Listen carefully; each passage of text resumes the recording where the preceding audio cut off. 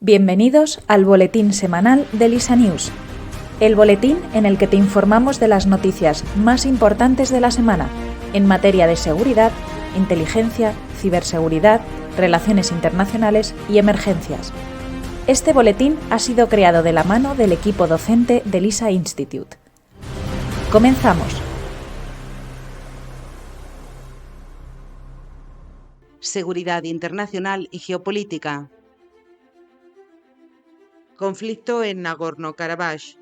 ACNUR eleva el número de desplazados a más de 100.000 y Armenia ratifica el Estatuto de Roma. Según el Alto Comisionado de Naciones Unidas para los Refugiados, Filippo Grandi, esta cifra supone más del 70% de la población de la región del Alto Karabaj, la cual ya estaría en suelo armenio. Además, las autoridades de Armenia solicitaron a la Corte Internacional de Justicia medidas cautelares a Azerbaiyán para proteger a los ciudadanos de las zonas ahora controladas por el ejército azerí. Por su parte, el pasado martes, el Parlamento armenio aprobó el Estatuto de Roma por el cual se establece la Corte Penal Internacional. El Kremlin definió la decisión como muy hostil, pues cabe recordar que el alto tribunal emitió una orden de arresto contra Vladimir Putin el pasado mes de marzo por supuestos crímenes de guerra.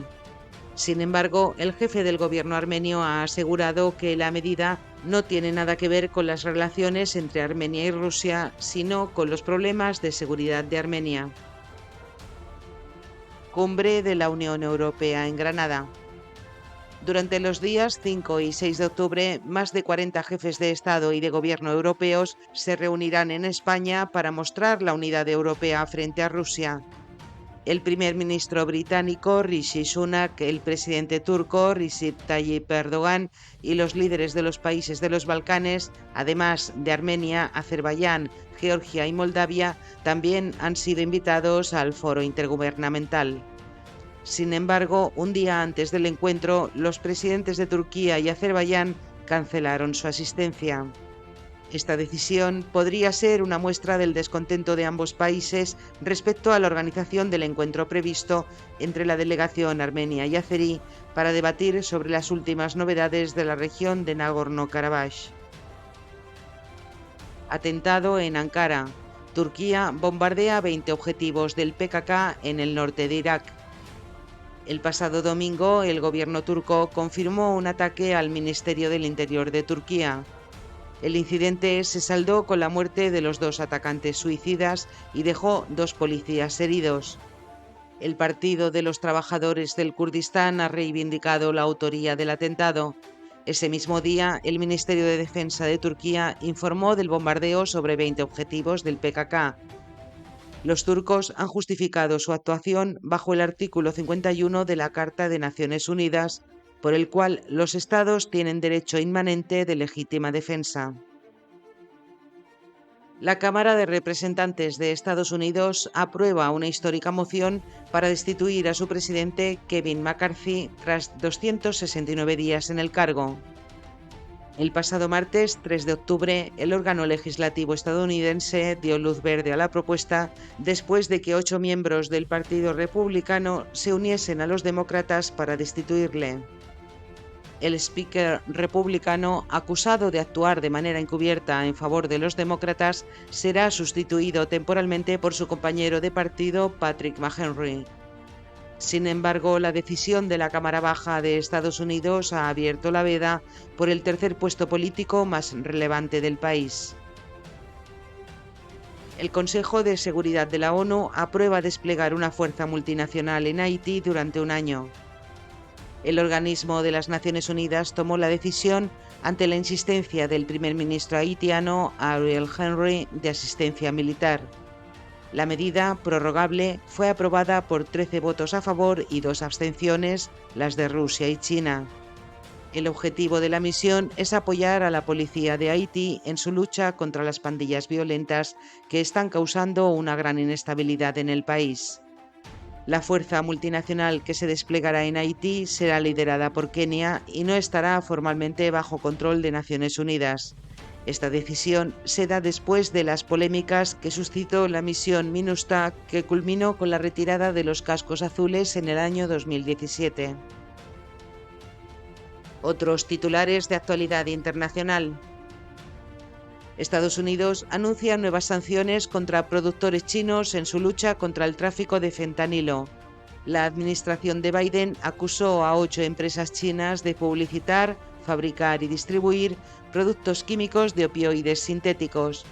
De esta manera, el gobierno estadounidense redobla sus esfuerzos contra la que es ya la crisis de sobredosis más mortífera registrada en Estados Unidos. El movimiento al socialismo MAS notifica la autoexpulsión de Luis Arce y David Choquehuanca por su ausencia al Congreso Nacional y legitima la candidatura de Evo Morales a la presidencia de Bolivia. La alianza AUKUS aumentará sus reservas de submarinos nucleares. El Ministerio de Defensa británico ha adjudicado un contrato de 4.000 millones de libras para diseñar y fabricar un nuevo buque SSN AUKUS. España, Portugal y Marruecos organizarán el Mundial de Fútbol de 2030, mientras que Uruguay, Argentina y Paraguay serán sede de los partidos inaugurales. El presidente de Egipto, Abdel Fattah al-Sisi, oficializa su candidatura a las elecciones presidenciales de diciembre. Las encuestas dan al líder egipcio como favorito para revalidar su mandato. Al-Sisi, quien va en busca de su tercer mandato consecutivo, llegó al poder en 2013 tras un golpe de Estado. Una modificación de la Constitución en 2019 le podría permitir mantenerse en el poder hasta 2034. Rusia inicia el segundo llamamiento a filas de 2023. Las autoridades rusas esperan reclutar a cerca de 130.000 jóvenes de entre 18 y 27 años que deberán realizar el servicio militar obligatorio. Tensiones entre Serbia y Kosovo. El pasado sábado, Kosovo denunció el movimiento de fuerzas armadas serbias en 3 direcciones cerca de su frontera. Unos días más tarde, el 4 de octubre, el gobierno estadounidense confirmó la retirada de dichas tropas de la zona. Una periodista rusa es condenada en ausencia a 8 años y medio de cárcel por protestar en directo contra la guerra de Ucrania. La exeditora de Pervy Canal, Marina Vsayannikova, huyó de su arresto domiciliario en Rusia después de que las autoridades rusas emitiesen en octubre de 2022 una orden de busca y captura. Actualmente, la periodista se encuentra en Francia tras recibir protección consular de Macron. El socialdemócrata prorruso y populista Robert Fico gana las elecciones en Eslovaquia con un 23,3% de los votos. Inteligencia.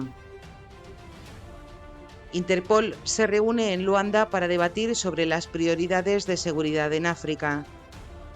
Del 3 al 5 de octubre, Angola acogió la 26ª Conferencia Regional Africana de la Organización Internacional de Policía Criminal. Durante esos 3 días, más de 160 altos mandos policiales procedentes de 36 países de todo el mundo debatieron sobre amenazas transnacionales como el crimen organizado y terrorismo. Los delegados también estudiaron medidas para reforzar la cooperación policial internacional en África y la coordinación permanente con organizaciones policiales regionales como Afripol. El evento coincidió con la celebración del primer centenario de la Organización Policial Mundial. Reino Unido considera un éxito la campaña de desinformación lanzada por las autoridades rusas sobre los agentes extranjeros, mientras Kiev desarticula la mayor red de agentes rusos descubiertas desde el inicio de la guerra. La inteligencia británica apunta a un nuevo tanto a la estrategia rusa para manipular la opinión pública después de que Moscú publicase un sondeo que recogía las opiniones de los ciudadanos rusos.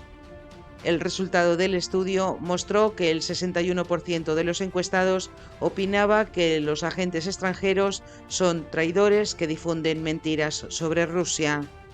Por su parte, el martes, el Servicio de Seguridad de Ucrania detuvo a 13 presuntos agentes rusos en la provincia de Mykolaiv, al sur del país.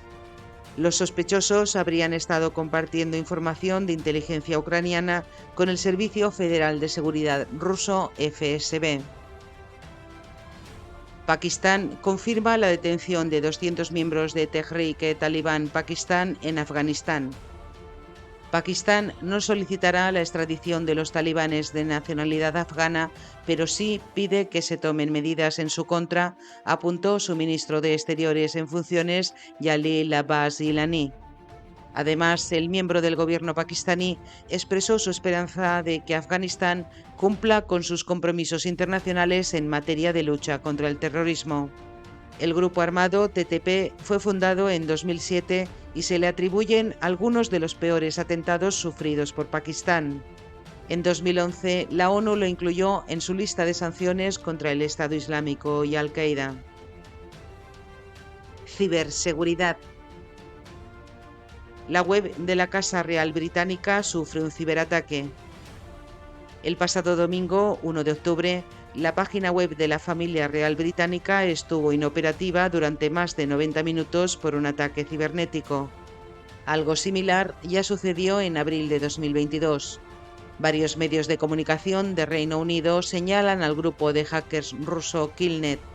La página sufrió un ataque de denegación de servicio DOS, por lo que, según fuentes oficiales, los atacantes en ningún momento tuvieron control sobre la web o su contenido. El apoyo de la institución a la resistencia ucraniana podría haber sido el motivo por el que los delincuentes bloquearon la web. El sector bancario, uno de los principales objetivos de los cibercriminales en 2023. Según el informe Threat Landscape Report, elaborado por la compañía de ciberseguridad S23Sec, las campañas de malware bancario han cobrado un gran protagonismo durante el primer semestre del año. Los ataques se producen contra objetivos concretos de la Unión Europea, Latinoamérica y Estados Unidos, como por ejemplo el Banco de Inversiones de Europa. Estos actos delictivos pueden suponer graves pérdidas económicas, daños reputacionales y legales para la entidad y sus clientes, tal como explica la firma. España publica un nuevo informe nacional del estado de seguridad. El documento, correspondiente al año 2022, utiliza datos recogidos por 1.327 organismos que dan servicio a 18.684.084 usuarios. El estudio ha experimentado un incremento del 36% en el número de fichas cumplimentadas registradas. El Informe Nacional del Estado de Seguridad se elabora ante las obligaciones previstas por la ley que regula el Esquema Nacional de Seguridad en el ámbito de la Administración Electrónica. Y hasta aquí el resumen de las noticias de esta semana. Espero que haya sido de tu interés. Desde Elisa News te agradecemos tu atención y hasta el próximo boletín. Si te ha gustado este boletín, recuerda que puedes seguirnos en Instagram, Facebook, Twitter y LinkedIn, donde publicamos a diario noticias y análisis de interés. Comparte este boletín con tu entorno y ayúdanos a seguir haciendo del mundo un lugar más seguro, justo y protegido.